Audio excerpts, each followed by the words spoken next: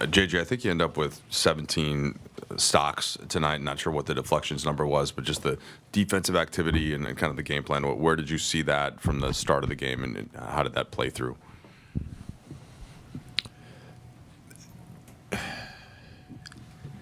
Against those guys, you have to play as hard as them, at the very least, to have a chance to win. I thought our guys did that. I thought our game plan discipline was really good. In terms of the physicality, this is not a comment negative or positive on the officiating tonight, but it was a strange game, just in terms of the way I feel like the game has been refereed for the last, going back to post All-Star break and through the start of this season.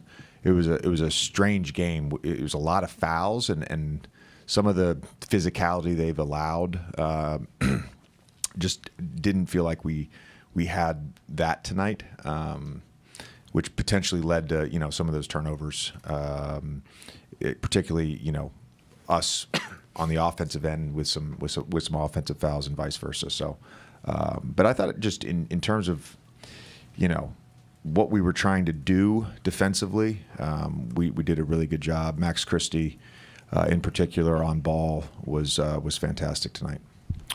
I think these teams would have averaged, I think, about 37 combined fouls heading in, and what it ended up being 58 or something like that. I'll take us with 27 over 8. Okay. It means we're playing hard and we're being physical. Just maybe 15 to 20 would be better. Yeah, but you felt like, despite how that game went, though, that the thing you were able to stay along the path that you wanted to go as a team. Yeah. I don't like the turnovers, which we've been pretty good for most of the year. I think our 2 highest turnover games prior to this were against Minnesota, which, not that it's explainable, but you can envision a scenario where you have a high turnover game against them. Memphis, again, plays very hard and have some disruptors, but some of the turnovers were a little unforced. JJ, that early sequence where LeBron had the dunk followed by the chase down was kind of obvious to all of us that it looked like he had some energy in the tank. What was less obvious to you that in ways that you saw LeBron impact winning for you guys? He's the best on our team with his attention to detail and shifts. Just his high shift to then close, his high shift to then get back to his man. He was great with that tonight. And truthfully, I think all our guys were. We're asking a lot, to be able to contain the basketball and give help, and then to be able to get back to our guy. And then they really stretch you on that because of their real concept, where you can be in that high shift and they're cutting behind you. But because we did I would say an outstanding job, it wasn't perfect, but we did an outstanding job of not allowing them to get middle every time. Those high shifts were really good for us.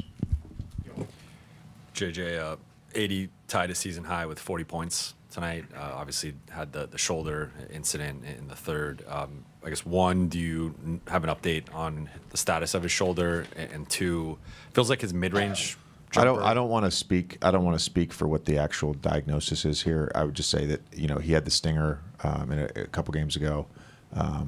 Told me tonight it was a stinger again. Saying I think it was the same shoulder. Mitch, left shoulder. Okay, yeah, we'll give you official, but I think it's just a stinger. Yeah. Okay. The second one was just mid-range jumper. The last few games feels like it's really been falling at a high level for him. When he's in that type of rhythm, what does it do for him offensively, and what does it do for the offense overall?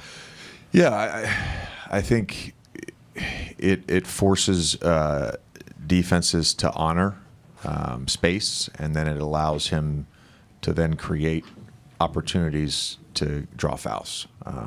So it's important, and we're the sort of funk from 3-point land continues for us, and it feels like it's been that way for a little bit. We probably have had some good shooting games mixed in, but we're struggling right now from beyond the line. So if we can't get layups and we're taking mid-rangers, those mother effers better go in, or we're going to have trouble scoring. Good restraint. It's twice tonight. Yeah, two for you.